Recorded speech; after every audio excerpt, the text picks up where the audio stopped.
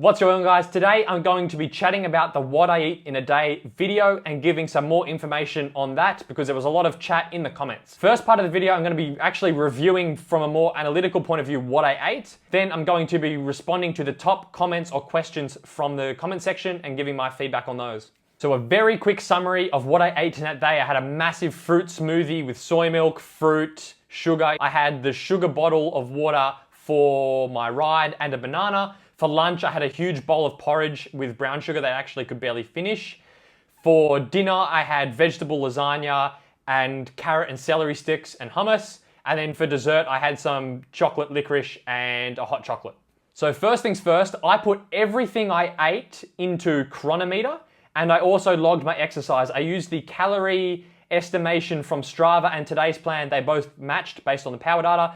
It was about 2,350 calories burnt from that 3-hour endurance ride. Just to set the precedent, before I get into it, I just want to show you what my carbs and what my sugar were for that day. Total carbs for the entire day was 851 grams. Total sugar was 595 grams. Now, if I just showed that to you in and of itself, you'd probably think I'm mad. Like, there's no way that is in any way healthy or performance-oriented or in line with what you should be doing throughout the day. Just based on that alone, I think a lot of people will probably think that. But as we add in more context for the entire day, I think what you'll start to see is a bigger picture is that actually what I ate on that day was probably in line with what my requirements were. Now, I may be preaching to the choir here because actually that video only had 7 dislikes and over 300 likes, which I thought it was gonna get, for a video that had me like literally pouring sugar into my food, I thought it was gonna get a lot more dislikes. So it seems like I could be preaching to the choir with my subscribers and the people that are watching this video, but for any of you that watched that video and were still kind of questioning the nutrition side of things, this should give a bit more information on it. So here is the full day on Cronometer. I've got my 3-hour endurance ride here. It's about 2,350 calories burnt. That's actually not that much exercise. Like, I'm guessing most of you, if you ride your bike, you will easily go out on a Saturday or a Sunday and do more than 3 hours, and actually harder than endurance. That was a pure low zone 2 ride for me. I think most of you, if you're going out and doing like a club ride, you could go out for 4 hours with your club or with your mates, smash up a few hills, and you'll be doing way more work than I did in that ride. So keep that in mind. And then this is all the food here. If you want to pause the video and look through it, I swear I did not. This is exactly what I ate, the exact measurements. I did not doctor this in any way because as you'll see down here, the calories burnt and the calories consumed are almost 100% equal. And given I completely eyeballed that day and I was pouring sugar in my food, I'm actually stunned that it came out that even. But let's break the day down in terms of the key nutritional components. The first one being the overall calorie target. As you can see, I burnt an estimated 4,448 calories and I consumed 4,410 calories. So pretty much equal there. There's always going to be a bit of error in calculating the calories burnt and calories consumed, but we can see pretty much equal there, which is what I'm going for. Not trying to gain weight, not trying to lose weight. I want them to be pretty equal. Then stepping down into a bit more detail, we've got the macronutrients. So we've got the protein target. Protein target for endurance athletes is between 1.2 and 1.6 grams of protein per kilogram of body weight. If you're doing strength training or you're in a calorie deficit trying to lose weight, you should aim for the upper end of that.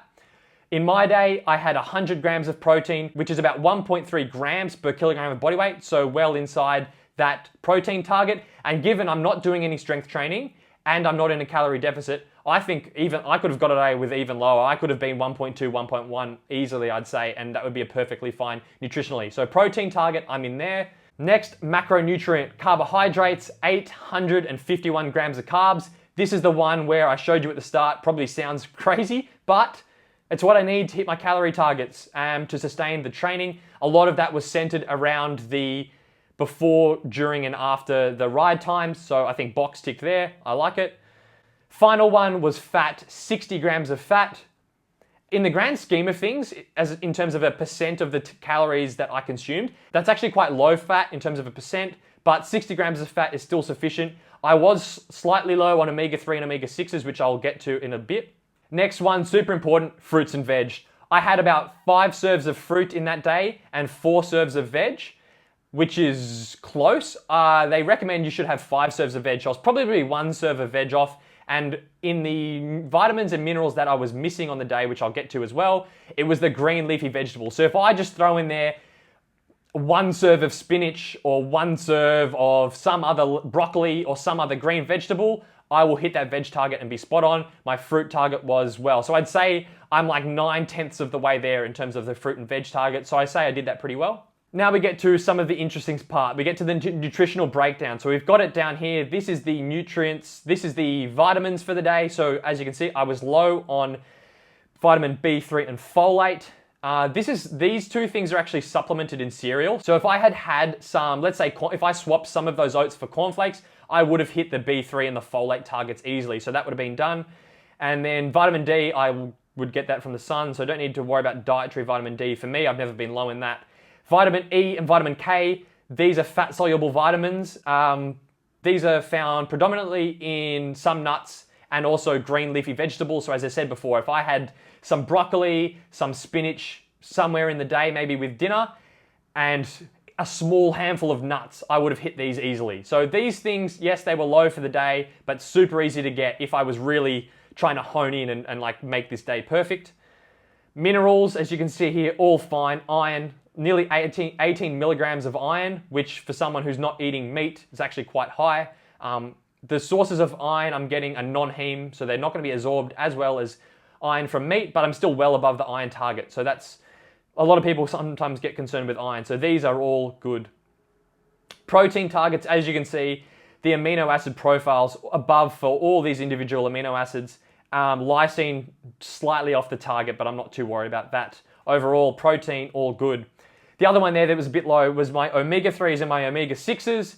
They are a bit low. Actually, Cronometer is pretty good. If you hover over the nutrients, it tells you what sources you could get. So you can see here for the omega-3s, if I had included some flax seeds or chia seeds in my smoothie, which I could have done really easily, just pour a little bit in, I would have hit my omega-3 targets. Similar with the omega-6, safflower oil, grapeseed oil, sunflower oil. People argue whether you need that much omega-6 because I think the omega-3 to omega-6 ratio is important. Anyway, that's in a rabbit hole I'm not interested in going into. Anyway, all I'm saying is these would have been quite easy to get if I was trying to make that day sort of perfect on paper.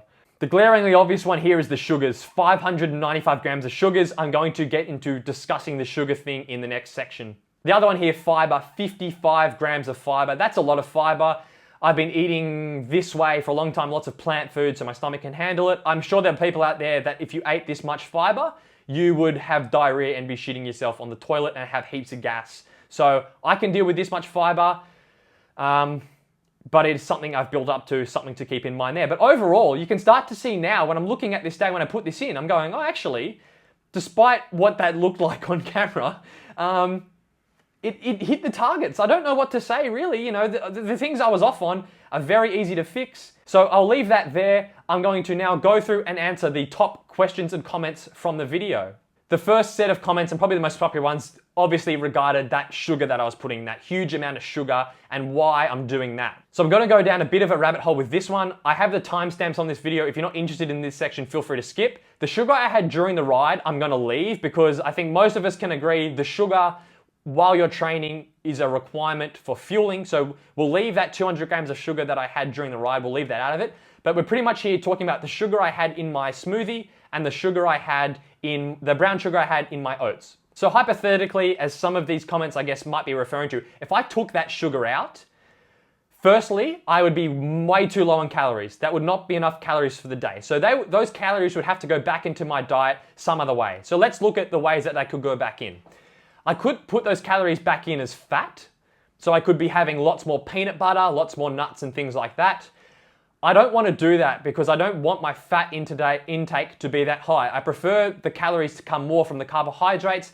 That's what's going to restore my glycogen. That's what's going to fuel me and recover me for the next day's training. A lot of people don't know this, but carbohydrates, especially high GI carbohydrates in the hours before you go to bed, help you sleep faster. They increase the levels of tryptophan in your blood and can help you go to sleep. I'm not making that up, I'm serious. So there's just benefits of removing some of those fat calories and moving them towards the carbohydrate calories that I've found to support my training. So I don't want to make that carb to fat swap. So let's rule the fat thing out. So if we say we do want to have those carbohydrate calories, if I take out that sugar and add in more whole foods or less processed, lower GI forms of carbohydrate. So someone commented here that I could use oat flakes in my smoothie, or I could add quinoa with my oats. Look, that's fine in theory, but there's a few things. I wasn't hungry throughout the day. I don't need any more volume of food. So for me, taking out the sugar and adding in more whole foods would just mean I have to eat more, and I'm already not hungry. And the other thing, if I add in more of those whole foods, I'm going to be getting in more fiber, and it's just going to make it harder on my gut. I'm already getting 55 grams of fiber throughout the day, which is plenty. I'm already getting plenty of fruits. Could have a bit more vegetables, but I don't want more fiber and more bulk to my diet. Firstly, because I'm just not hungry, and secondly, that would most likely make me gassy, make me bloated. I don't think I'd be able to digest that much food. I honestly think that. Now, my girlfriend's actually a dietitian, and I asked her this question, and she said what a sports dietitian would probably say would be take out the sugar from the smoothies and the porridge, and then try and have maybe like still a simple meal. Maybe you'd have like white bread with some jam, that sort of thing. I could sort of see that. That could be a swap I could make, taking out the sugar and having still sort of lower fiber foods, but something that's still more solid. That's a swap I might consider making in the future, but I would still say those foods that I'm swapping the sugar for are still not really high nutrient foods. And as I showed you on Cronometer, I'm already getting enough nutrients throughout the day. So essentially what I'm getting at there is that the sugar's in there for a reason. I didn't just wake up one morning and just decide that I want to be pouring sugar on all my food. It's basically an endpoint that I've gotten to through experimentation and being like, I can't eat any more food, my gut can't handle any more fiber, and the calories need to come from somewhere. So that is the reason for including the sugar. It's just to get me to my macronutrient targets for the day and to get enough calories in without feeling sick and having some of those gut symptoms. And just the other thing on the sugar as well, I know it visually it's quite jarring to see me pouring sugar in, but people eat discretionary foods all the time. Like in that video, if I had said, oh, and then for dinner I met up with some mates at the pub, I had a couple of beers, I had some hot chips and maybe like a burger for dinner, people probably wouldn't like blink an eye at that, but I would say like that meal with the saturated fat, the fried food, the beer, the alcohol, that sort of thing would be way more unhealthy than the sugar that I'm having in my smoothie and my oats. But in terms of like visually, in terms of what we're used to seeing, that would probably raise less of a reaction than the sugar I'm putting in. So it's just an interesting thing to think about in terms of what's accepted. And I would say things like alcohol, like I think I don't drink alcohol very often. Maybe once a week I'll have a drink on like a Friday night, but there's people that drink alcohol very regularly. Alcohol itself has calories. The alcoholic drinks also have carbohydrates, and then you've got the damage that the alcohol is actually doing to your system, especially in terms of hormone suppression and things like that. But I think alcohol as an example is something that's more socially accepted and would probably raise less of an eyebrow than adding sugar to your diet. So yeah, I don't know what point I'm trying to make there. It's just an interesting thing that I think about in terms of comparing, well, what other sort of discretionary foods could I be adding to my diet that people might not question as much, but I would say would be way more unhealthy. Next theme in the comments was about the dental health of all that sugar. Yes, I will admit, like sugar is not good for your teeth. Sugar, the bacteria in your mouth do sort of feed off sugar. But as an endurance athlete, having a high carbohydrate diet, and sugar is gonna be a part of that in one way or another, whether you like it or not, that's just part and parcel of being an endurance athlete. So I just accept that, and I would say you should go about reducing some of the other things that are bad for your dental health. Now, I should premise this by saying, I think in my life I've had one filling. Like my dental hygiene is already very good. So I would say, sort of just accepting the sugar thing as what it is, I then would look at other ways of improving my dental hygiene. So avoiding soft drinks and acidic foods, so soft drinks that have acid in them that are not good for your teeth. I'm in no way a dental expert, obviously, but I have kind of accepted that increased sugar level is what I'm gonna need. And yes, it's not good for your dental hygiene, but then I look at other ways of improving my dental hygiene to balance that out. And so far, for me, it's been working well. I have very few dental issues. And yeah, I don't have much more to add to that. Final comment was about there's not much protein in this day. I kind of get from looking at that just on face value, you might say, oh, a smoothie and then some oats and then vegetable lasagna. There's not much protein in that. But as I showed on Cronometer, I have hit the protein recommendations for endurance athletes. Actually, I'm well into that. I've also hit pretty much every essential amino acid. The only one that was low was lysine, but it was at like 91%. So I'm pretty much there. That one would get ticked off day after day as I'm eating more of a variety of foods. So protein, for the people that said I didn't get enough protein, I honestly just think you're wrong. I've hit the protein targets easily, and that was no supplementation. Again, if I added a protein shake in this, I'd be at like the upper targets of the protein recommendations for endurance athletes.